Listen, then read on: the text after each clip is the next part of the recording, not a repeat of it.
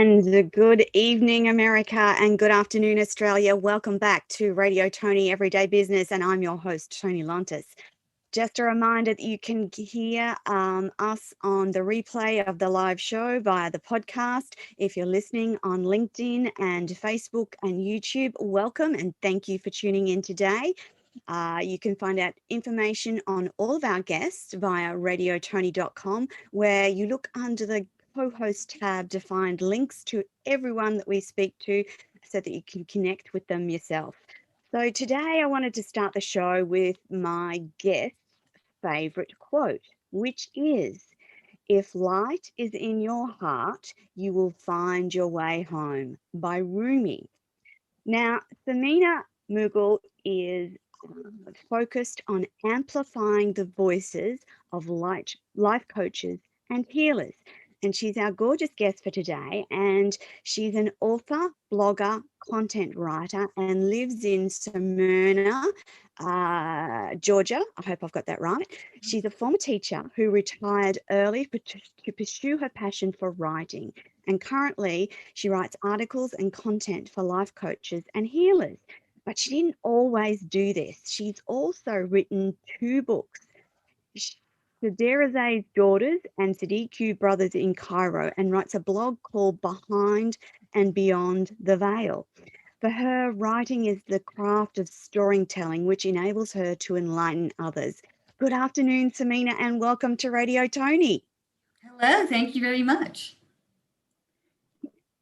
It's a delight to have you on the show today, but I wanted to start at the beginning and talk about the fact that you came to, your parents came to America before you were born, and you were actually born in Lansdale, Pennsylvania, the daughter of immigrants who came from Uganda in 1972. And so I wanted to talk to you about what that was like, having immigrant parents growing up in Pennsylvania. Well, it actually was a really interesting experience because we were literally the first South Asian family in our town, and my mother kept the newspaper clipping from the local paper. So the local paper took a picture of my family, but my family were also refugees. The dictator. Yes. In 1972, Idi Amin, he expelled 50,000 Asians, and they were called the Ugandan Asians. And my family was a part of that diaspora. So they, through twists of fate, they ended up in Lansdale, Pennsylvania, and literally were the first South Asian family in the town, first Muslim family in the town. But what was really interesting is that the Lutheran Church really helped us when we came to the town. So I've always had a special place in my heart for the Lutheran Church. But it was just really interesting growing up because when you're growing up, you want to be a part of the culture that you live in.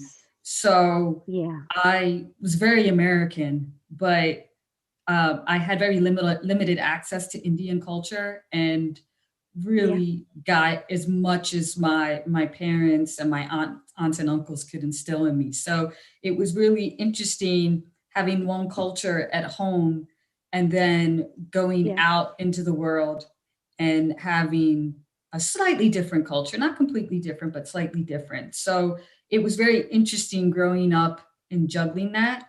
So a lot of times I felt displaced, like not quite belonging to one, but not quite belonging to another. But I just flowed through life just being me. That's all you can do. Absolutely. So I'm thinking about being displaced from a country where your parents grew up, and they would have had no input into that whole immigration. They were just told to go, effectively, weren't they? Pretty much, yeah. They literally had a deadline that you have to be out of this country by this deadline. So there was just the frenzy of, my father had a wife and 7 children at the time. So there was just frenzy of, okay, let's make sure we get everything together. We know where we're going and we're alive. And so I have a lot of respect for my parents because they didn't talk about that much. They Yeah. didn't talk about, and my aunts and uncles too, they didn't talk about the emotions that they had being displaced like that, Mm-hmm. and trying to pack up your family and keep your family safe. They never really talked about that because they're of the old school mindset that if something has to be done, you Yeah. just do it, and then You you just just do move it. forward. So it was really, it, I feel like it was a gift in a sense to grow up like that Yes. because it teaches you a resilience. Yes. I learned resilience through example. I learned strength and fortitude through example. So I'm very grateful for those lessons. Yeah. Yeah. Again, I can't imagine how your parents with seven children have to leave everything they've ever known and Hmm. end up in a foreign country where Muslim culture and religion is not something that Americans would have been very familiar with back in Hmm. 1972. So a tough call for them, and well done. And I'm glad that you landed in America and that you were given safety and allowed to grow up relatively without violence. In talking about Muslim religion, did you suffer from any racial stigmas or bullying that you remember as you were growing up, Sameena? Not so much about my Muslimness because a lot of people hadn't Yes. really heard of it, but more so from my South Asian background because literally people saw things in Hmm. black and white. So, Yes. like I was a little tricky for people to figure out sometimes because I had the brown skin, but my Uh-huh. hair was straight and my nose was pointy. So what do you do with Yeah. that? It doesn't quite Yeah. fit what you normally see. So I Hmm. grew up with if someone was mad at me, the first thing they would call me is the N word, and yeah. So that happened enough. It didn't happen too many times, but it happened enough. And then Yeah. there would be some sort of comment related to my brownness, and my favorite one, my personal favorite, was being asked if I owned a 7-Eleven, like those kinds of things. So, like, that's, yeah. Oh So my it was God, just, no way. yeah. I won't say that that happened all the time, but it did happen. It did happen. Yeah. So, Yeah. Uh, I hope that one day we get to see a world where we don't stigmatize people or label them with a general. We should always be humans first, no hmm. matter our color, our background, our ethnicity, our sexuality. We should just be human first. Hmm. And when we can get to that point, humanity have humanity will be a wonderful place. Hmm. So in that environment, you obviously had lots of family around you that was Hmm. somewhat of a protection. So Hmm. what did your parents end up doing for work when they arrived? How did they manage all of that with um, children to feed and clothe? Well, my parents had a very specific partnership. So my father was the breadwinner and my mother was the Yes. homemaker. So my Uh-huh. father was a skilled worker. He was a skilled blacksmith by Yes. trade. So when he came to Oh, this wow. country, Yeah. yeah. So when he came to this country, he was a welder. So so I came from Easily a, employable. yes. So I came from a working class background. He actually literally could walk to work from the house, which was really Good. nice for him. And so his job was to work and be the breadwinner, and my mother had the task of raising the 8 kids as best as she could. So Yeah, yeah. so it was a very traditional partnership in that way. And Awesome. yeah, and so I mean, just through their example, uh, my dad working hard outside the home, my mother working hard inside the home. Like, to be honest At the with you, home. my mother didn't sit still much. And even as I got older, I noticed sometimes if we were about to go somewhere and she had 5 minutes, like let's say she had to wait for me for 5 minutes, In that 5 minutes, she would cut up some fruit or something. And then, it would take her longer than 5 minutes. And then by that time I would be ready and I would just tell her, can you just sit still for 5 minutes? But I mean, if you have 8 kids, you're not really sitting still, and they're all Yeah, in agreed. different age groups. Like the age gap between me and my oldest sibling is 12 years. So Oh, like you, wow. yeah. So So she you're had kids really the in baby. yeah. So she had kids in different stages of life. Um, so you can't sit down too much. No, which has its own challenges because I'm imagining you're the baby and she would have had a whole range of teenagers and Mhm, then probably older children leaving home and you're the baby and there's that mhm, big, yeah, wow, that's a mhm. lot for her to coordinate and manage. So, as the youngest in the family, were you encouraged to do whatever you wanted by virtue of now having that relative freedom of living in America? Um, I don't know if I was encouraged to do what I wanted, because there was still custom and rules that you had to follow. Yes. But Yeah. I had it 10 times easier than my older sisters. I think, Yeah. like, honestly, by the time I got to my teenage years, my parents were just satisfied that I was still alive and I wasn't getting into any trouble. So I Oh, think that's that gorgeous. I think they had less of an eye on me. And then Yeah. like things and things that they had to fight for, I did Yes. I did without a second thought. So Yes. I'm very grateful for my position in the family. I tell my oldest sister all the time, I wouldn't trade places with you for anything. Yeah. And Yeah. because Yeah. I basically I got to do what I wanted. pretty much. Yeah. Pretty much. Yeah. Not, like I said, not all the time, because I did find things to rebel against, but I did what I wanted pretty much. We all do. We Mhm, all do. mhm. In some of your information, you call yourself a cultural hybrid. What do you mean by that, Samina? I really mean that I am a product of more than one culture, and I Yeah. am an amalgamation of more than one culture, because at one time I had difficulty with that because society tells you you have to Yeah. choose something. And many times Yes. it's either one thing or the other. And I never wanted to choose one thing or the other because there is so much I Yeah. love about Western culture. Um, but then there's so much that I love about Eastern culture. So why Yes. can't I take the best of both, incorporate that into my life? So Agreed. that's what I've done, and that's why I refer to myself as a cultural hybrid, because I feel like I have the independent spirit of the West, but an Yes. awareness of community of the East. Yes. Um, Yeah.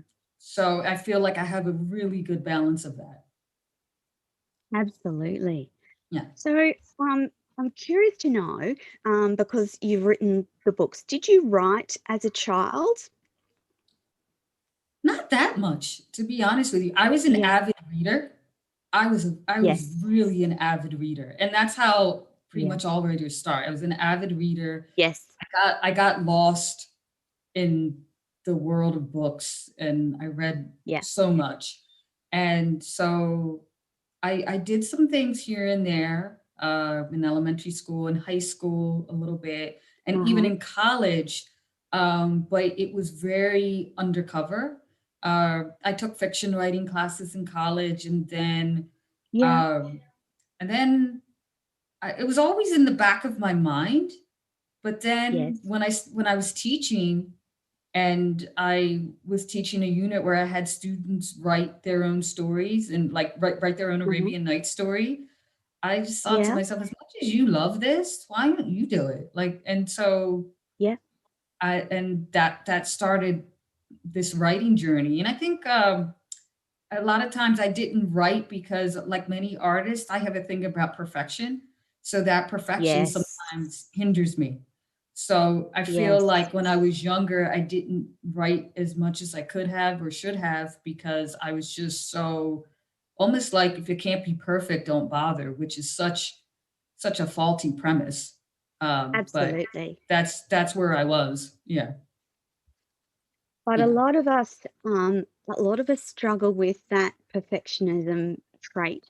I know I've struggled with it for Mm, most of my life, thinking mm, that if it's not perfect, it's not good enough, when in fact, mhm, that just showing up and just doing something or just having action behind something, it's mm, okay. And I know that those were lots of the thoughts that went through my head when I first started writing my book, mm, that it has to be a certain way with it, mm. and rather than allowing the creation just to flow and the words just to flow. So I want to talk a little bit about your first book. Do you want to tell our listeners about your journey into that first book? Oh, Shaherazade's daughters, that just unfolded over time.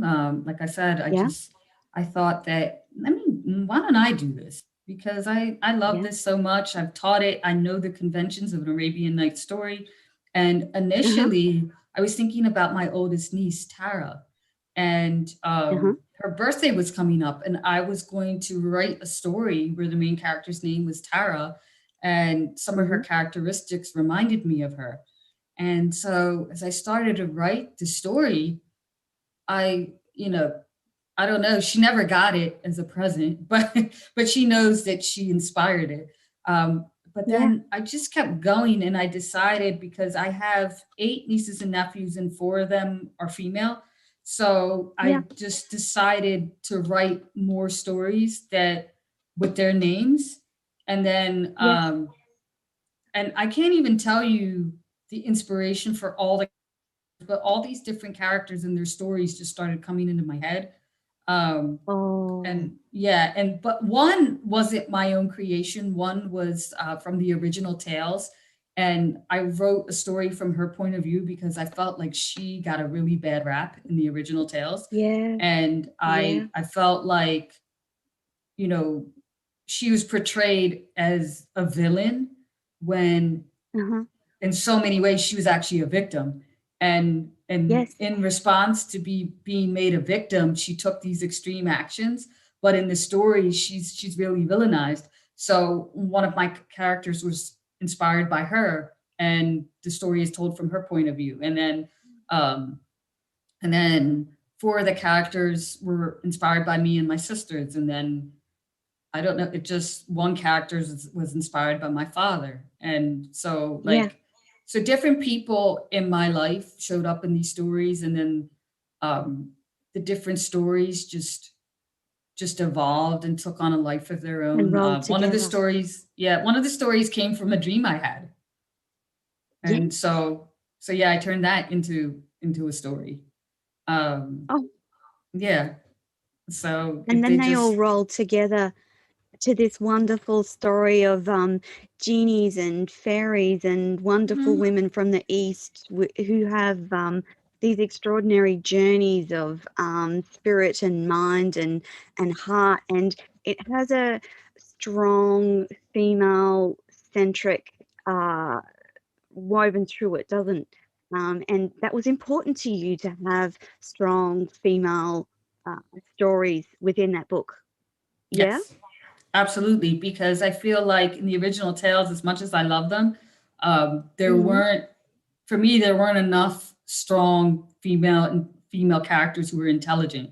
There were Yes. some, but a lot of them were just like evil sorceresses or just evil Yes. wives. And Yes. I and human beings, and women especially, are a lot more complex than that. So I really Definitely. wanted to show strong, independent, intelligent women who had agency, and Hmm. who really, all they wanted, like, even though those stories weren't interrelated, all they wanted was to be free to live the life that they chose for themselves. Yeah. And Yeah. so that is the common theme throughout that. um, Yeah. the last story is a little bit of a departure from that, even though the beginning, there is this fairy who is fascinated by a merchant. That story is more my father's story. That was kind of my Yeah. homage to my father. But there is that strong fairy who has all this power, but she's like enamored with this humble merchant. So Yes. yeah, so the stories run the gamut. Yeah. Yeah. Do you think that you felt it was important for your nieces to have strong female stories that they could read? Yes, I did, not only just for my nieces, but Mm, my cousins and yeah. just South Asian women in particular. I just thought that Yes. was really like, and particularly Muslim women. Um, Yes. and then I thought it was also important for people who weren't from a South Asian Muslim background, because many times in literature, in film, you have a single story. You have the story of an Yes. oppressed woman in a veil, Yes. and and even the character who's a victim in my story, she's not an oppressed woman in a veil. Mhm. She's, she actually takes revenge on the person who victimizes her. So, I mean, Yeah. even though that's not the most powerful display of agency, she still has, even in her victimhood, she still has an agency. So I thought it was really important to portray female Muslim characters in that way, and they are diverse Yes. characters. And so Yes. I really want to show through my fiction writing in particular that there's more than one story in the Muslim world, particularly where Yeah. women are concerned. Not Yes. everybody's conservative, not everybody's religious. Uh, it's just like anybody else in the world. There are complexities in spirituality and Yeah. belief, and so I wanted to portray all of that. Um, Yeah. so I thought it was important for not just people in my community, but people outside my community as well. So, Samina, is it okay if we touch on that whole for women, for Muslim women wearing a veil and the different thoughts around that? So, obviously, you don't wear a veil, but I'm Mhm. sure that you know other women, Muslim women who do. Can we just quickly delve into that a little bit, the reasons why and the reasons why not? Well, some women, they want to be pious and they want to follow the Yeah. tenets of the religion, so it comes from that place. But then other women actually see it as a form of expression and a form of freedom, because they get to Mm-hmm. choose. They're choosing. Okay, I don't want to show you this part of me because I Yeah. choose not to. I Yes. choose not to. I choose to save that for the people closest to me. And some people look at it like that. And then for me, I know, for me personally, I know other women feel this way, that one, I don't feel that I need to do that to be closer to God. And then the other thing is, the whole point of that is for modesty and for you to kind of just be humble and not stand out. And I feel in a country like this, Yes. you can still be modest while wearing that, but I feel like you stand out more. It's like I especially the way I grew Yes. up. Now, not so much. I'm Yeah. actually really happy for the younger girls coming up. If they choose to wear that, they're not standing out as much. But the way I Yeah. grew up in the 80s, 70s, and 80s in Pennsylvania, Yes. if I wore that, Yes. I would have stood out. You would have. And Mhm. so I just thought it's so counter to what the original intent of it is. So I really feel like that's a personal choice. And Yes. so women have diverse reasons for that personal choice. And so yeah, it really depends who you And talk to. Yeah. I was gonna say, Samina, do you feel that the Muslim women actually do have that choice in the majority of cases? You don't feel that I know years ago that I used to see a woman wearing a veil, and for me, it triggered an instant that woman is oppressed. But as I've grown and talked to more and more with Muslim women, I realize that there's a whole range of reasons that Hmm. sit behind that decision. So Mm, I guess the question is, do you, from your perspective as a Muslim woman, do you feel that there is enough choice for Muslim women? Do you, obviously, as with any other society, there are going to be those outliers of women who feel that they have no other choice. But do you feel mm. that generally speaking, they have that choice now? Oh, that's a tough question. I think it really depends on where they're from. Uh-huh. Because you have to follow the culture of where you're from. Like in Saudi Arabia, for Yes. example, you're probably not going to walk around like I am right now, and Yeah. that's you kind of don't have a choice. I actually had a friend from Saudi Arabia, and she said that you cover yourself up when you're going Yes. to wherever it is you're going to, but then when you get there, you can take it off Yes. because she showed me a picture of herself in a dress and her dress was like above the Yes. knee. I said, "Wait a minute, you're wearing a dress?" And she said, she just rolled her eyes and she said, like, it's not what you see. It's not always just what you see On. on TV. Yeah. So there are, I feel like there are so many diverse stories in the world. So I think Yes. there are diverse stories following that as well. Like I know for me personally, how I grew up, it was always a choice. So Good. I can only go by that. But other families, other cultures are a little different. Mm-hmm. So Yeah. to be honest with you, I would say it's maybe 50-50, depending on where you go Okay. in the world. Yeah. Yeah. Well, that's So good to know. mhm. So we now go on to the second book that you wrote, which was a novella called Siddiqui. Have I pronounced that right? Brothers Siddiqui. in Cairo. Siddiqui. Siddiqui brothers in Cairo. Yes. They're beautiful words. Siddiqui is just in makes me envision the whole Eastern Asian. It's beautiful.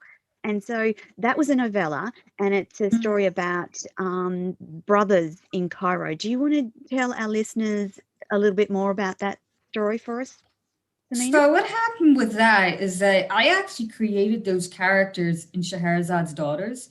So they were Mm, first introduced um, in the story Izania's Adventures in the House of Wisdom. Um, yes. and Izania is a female scientist in the House of Wisdom. And Yeah. she basically she's brilliant, but she can't get the break that she deserves because she's a woman. And so she Yeah. struggles with that in the story, but then she knows the Siddiqui brothers, and the Uh-huh. Siddiqui brothers are just in that story, in many ways, they were comic relief, and they were just these like they were. I love to subvert tropes in anything that I Yes. write. So they Yes. were a juxtaposition of these brilliant scientists, but they were hard partiers, and they were just very enlightened in their thinking. And so they were kind Yes. of like these like hedonist scientists because they're astronomers and astrologers. So Yes. they just have this wide view of the universe because they know that the universe is infinite, and Yes. so they have a lot of fun with it. So they have a lot of fun with that, and they have a lot of fun with her. and Yeah.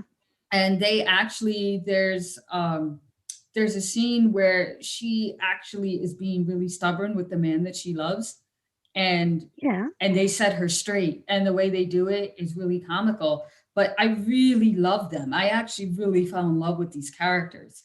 And like I don't know how it was three instead of just one man, but they were just like these. I don't know. I just like the idea of these three brothers in this time just Uh-huh. doing their Yeah. thing. And then what happens is at the end of that story, and this is actually historically accurate, there was a house in Baghdad in the 13th century, but then the Mongols came and conquered the Yes. city and they destroyed the House of Wisdom. And so the legend Oh, has it that the rivers ran black with the ink from all the books they destroyed. So there was yeah. that legend, and so the Siddiqui brothers are there witnessing that, and they actually cry at the Uh-huh. end of that story because they're witnessing that. So because Yeah. they're a part of that, they have to find, they're scholars, they have to find a new place to study. So Definitely. historically the next up and coming center for learning was Cairo. So they ended up in Yes. Cairo. In And Cairo. so they're basically like, technically this is the golden age of Islam, and it Mm. was a progressive time in many ways. But the irony of the Siddiquis is that they may be too progressive for the time that they're in, and so they Yeah. butt heads with people a lot. Yes. And but they still have that theme that's in all of my work, that they they want to live their lives how they want, but they want that for other people. And I really Yes. enjoy that it was men who wanted that, and they wanted that for the women in their lives. Um, Yeah. Yes. so, and you don't see that. You don't really see that too often in No. Muslim fiction. And that does Yeah. exist, like everything else in the world, that does exist. And I wanted to show that. And I really just wanted to play with them, um, not only wanting freedom for themselves, but wanting it for other people, especially women. And there are several instances Yes. in that book where you see their progressive attitudes towards women. Like the Yes. oldest brother falls in love with a courtesan and wants to Yes. marry a courtesan. And then they Yeah. take on a corrupt imam. And um, there's another there's another female there's another female scientist that they champion in Yes. Cairo. So Yeah. so basically it's just them, like just having fun, butting heads with society, Yes. and doing their thing. So that's where that came from.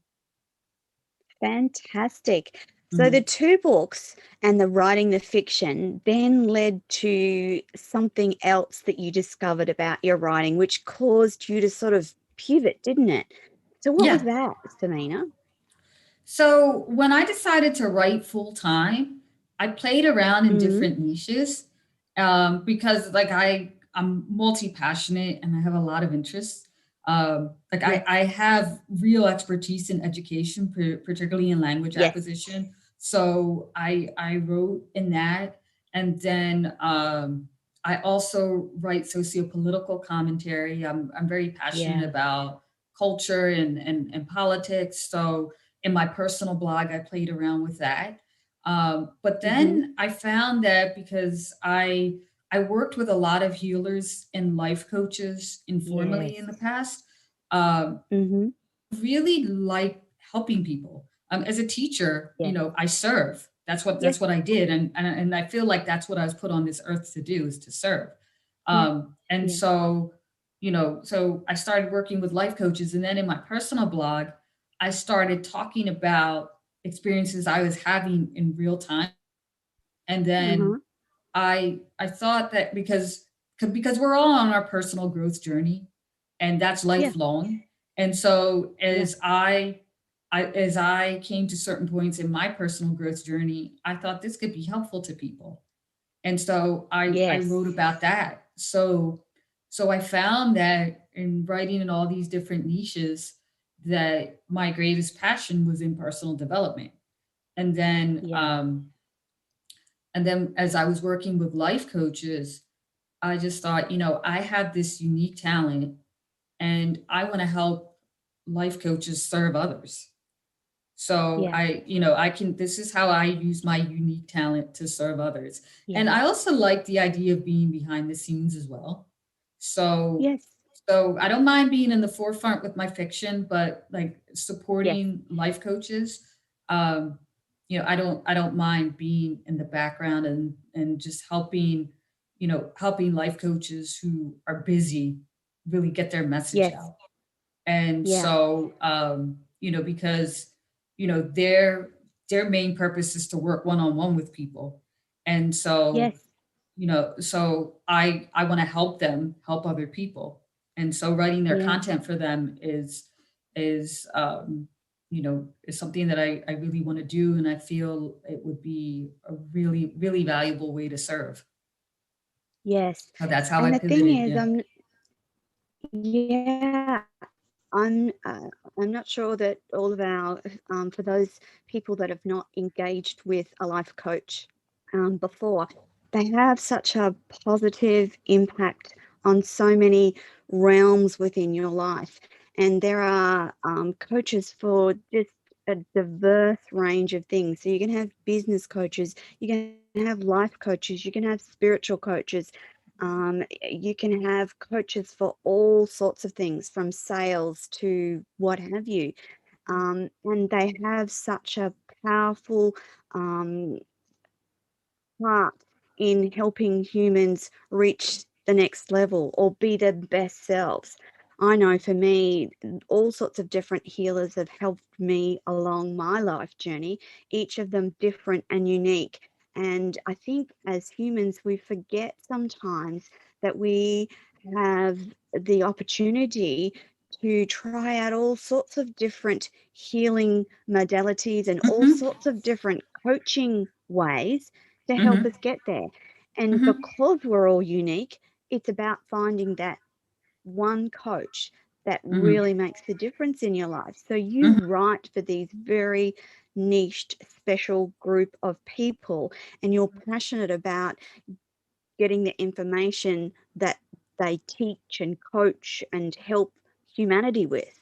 Mm-hmm. Um, is your writing and freelance business um, has now pivoted full time into specifically writing for life coaches and healers, hasn't it, Sameena? Yes, yes. I deliberately chose to work with just that Yes. population. But I recently I did do some work for an editor. So so anybody who writes books, I have a soft spot in my heart for anybody who writes books. But my main clientele is life coaches and healers. And like I Yes. said, that was very deliberate because Yes. um, I'm so comfortable with personal development and I'm so Yes. comfortable with life coaching. And to be honest Yes. with you, aspects of what I did as a teacher, were life Yeah. coaching. So, Yeah. so I'm really comfortable with that niche and I'm very comfortable with personal development. And I'm also an excellent collaborator. So Yes. I know that I can collaborate effectively with people and get their message out. And I'm also Yeah. at the base of it all, I'm great with words. So I was just going to so say, yeah. and that's the thing that people need to understand, that it's the words and the storytelling that Hmm. connect one human with another. Yeah. And that's where the power of your writing comes in.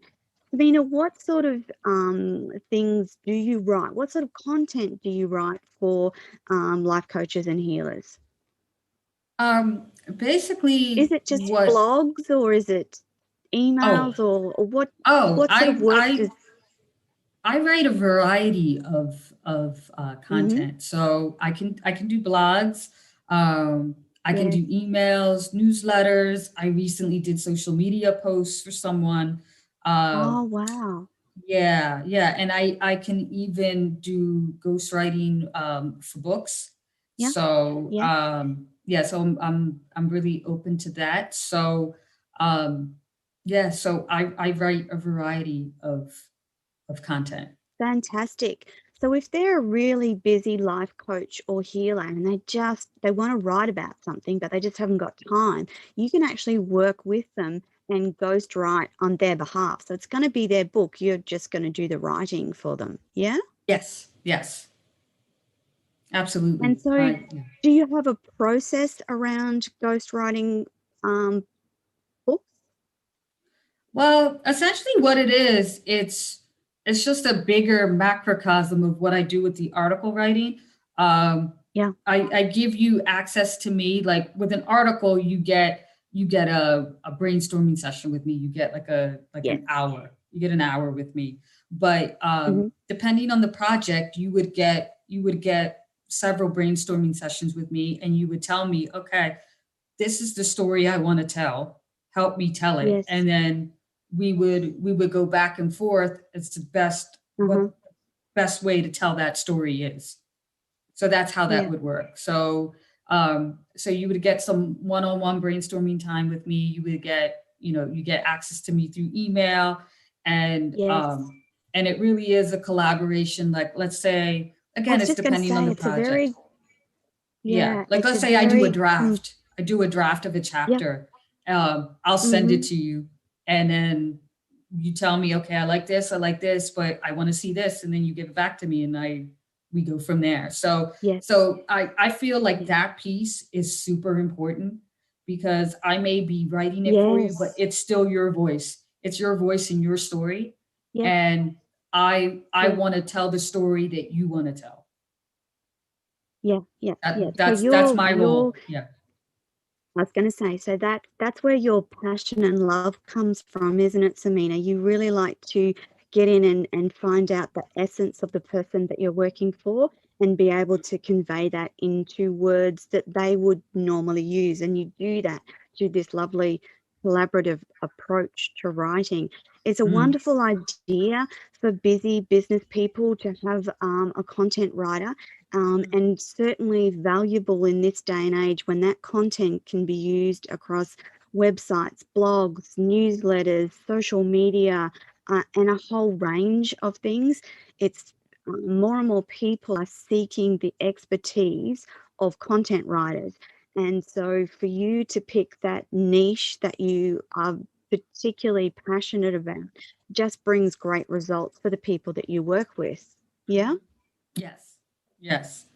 Um, yeah, I have a way, and I've always had a way of like using precise wording, because I was a Uh-huh. language acquisition expert. I used to teach language, so I know the nuances of language. So Yes.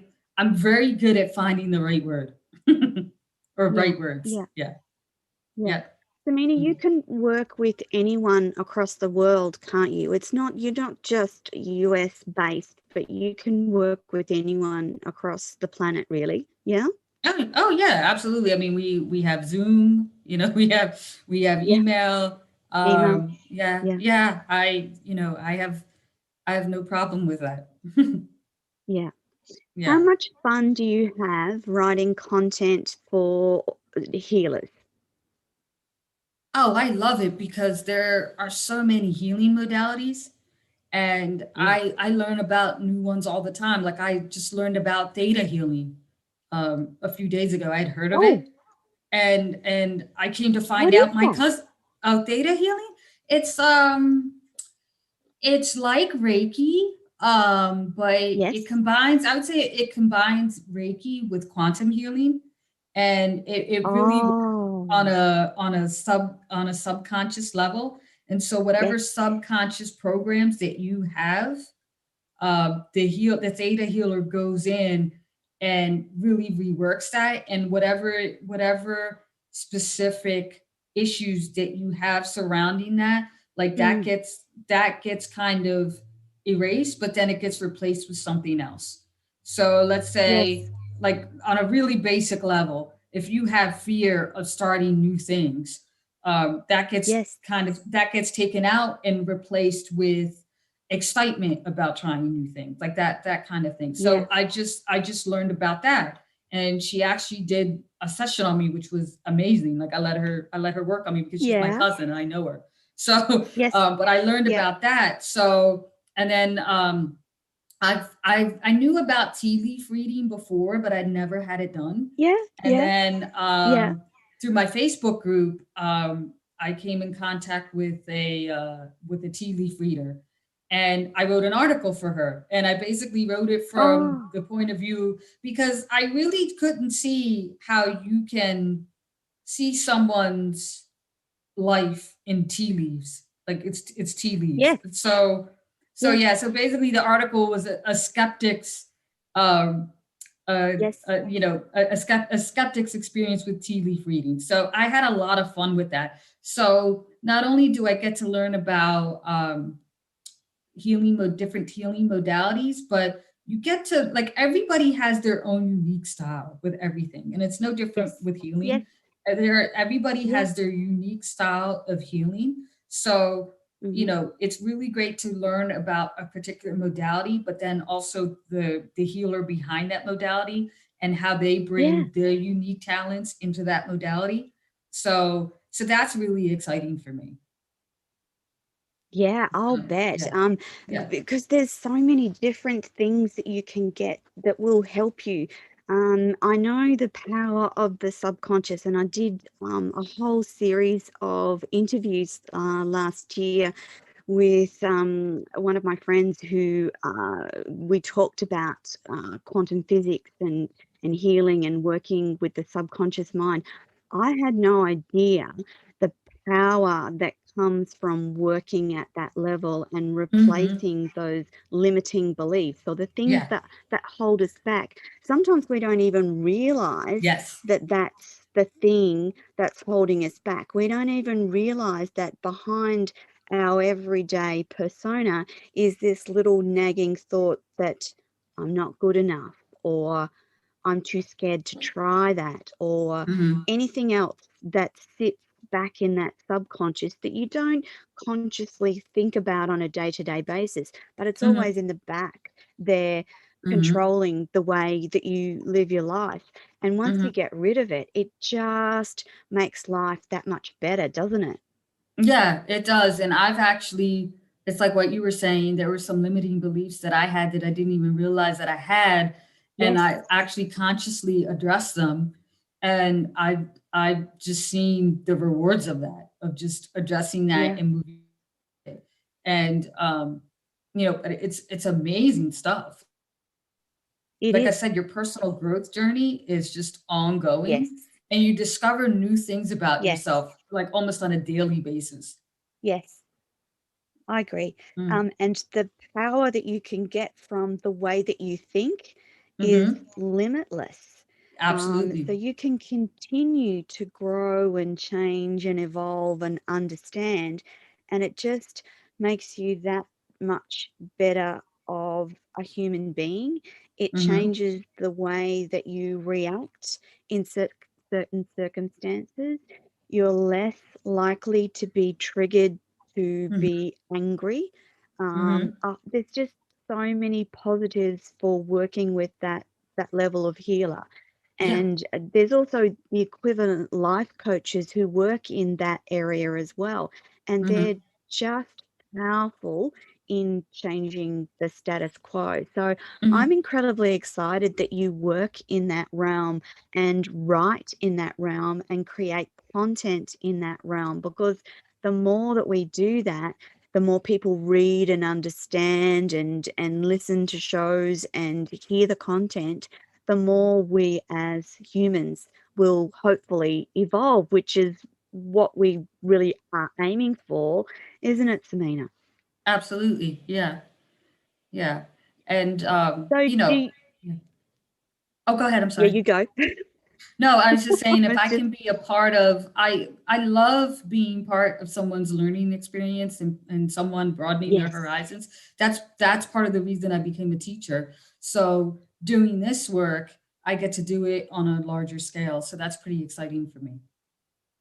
Yeah, so it does actually link back with all your teaching and educational experience, because, in effect, working with life coaches and healers is a very educative experience, because they're teaching you something new that you didn't know about before. Like you said with the tea leaf reader, I've actually never thought about why they do what they do, but I'm quite sure you could now tell me why tea leaf readers do what they do and why it's important to them.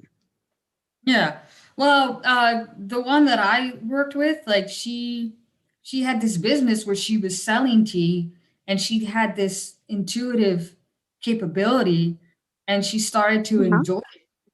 And so like she saw that she had a real gift for it.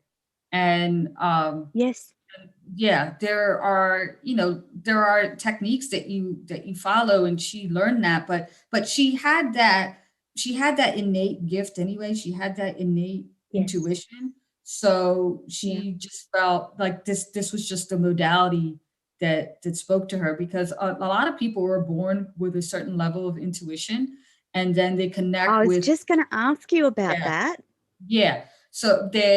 They're born. I think we're actually, to be honest with you, we're all born with a certain level of I would intuition. agree. Yeah, because I feel Mm, like if you're a mother, especially, like mothers in uh-huh. particular have intuition when it comes to their children. So They do. it just is like you and twins have intuition when it Yes. comes to each other.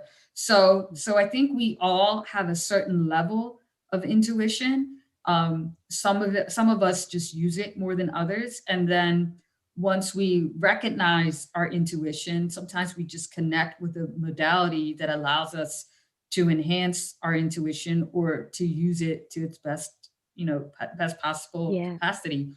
So, and that's different for everybody. Like for me, I'm a Reiki healer. So that was Yes. the modality that spoke to me because I I'm love very, Reiki. yeah, yeah. So I'm very, because I'm very energy based. Like Yes. I'm in tune with Yes. other people's energies. I can read other people's Yes. energies. So Yes. Reiki just spoke to me. So Yeah. but yeah, like I mean, and I can feel different energies too, which is really interesting. Like I can feel energy in my hands, and I can feel other people's energy. So it really like you have this innate knowing of what your intuition is, and then you just Yes. follow you just follow what speaks to you most.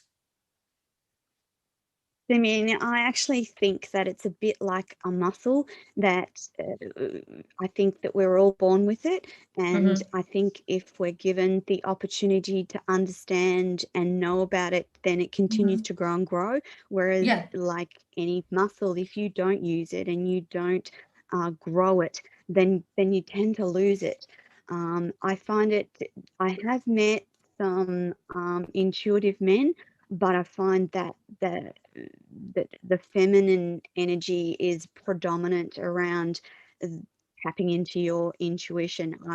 I wish that more men were encouraged to feel the energy of their own lives and those around them. But again, that Hmm. comes back to that whole society conversation about how Hmm. we treat men and women and what we see as a Hmm. feminine or masculine energy. Whereas I like to think of humans as unique humans with human traits, not feminine versus masculine. Hmm. And I really do believe that if we had more men understanding and tapping into their intuition, then that would be just an amazing thing. Yeah. I think also it's in how you frame it to men too, because Yeah. because I think a lot of men prize, going with your gut. And that's pretty much what Yes, intuition is. So I think absolutely. sometimes it's just in how you frame it. Um, It's the so language and the words that we put around it, isn't it? yep. Just Yeah. exactly what you do, Sameena, is you put language and words around concepts that make them easy to understand for people and present your life coach or healer in a way that connects them with more people. Yeah? Yeah, and I think that's really what it's all about. I think in any vocation, but in life coaching especially, like Yes. you really need to connect with people on a deep level. So, Yes. I like to help people with that. So, Yeah. Yeah. Oh, Samina, we are just about out of time. It's been really delightful talking to you today. I'm very appreciative that you took the time to talk to us today on Radio Tony.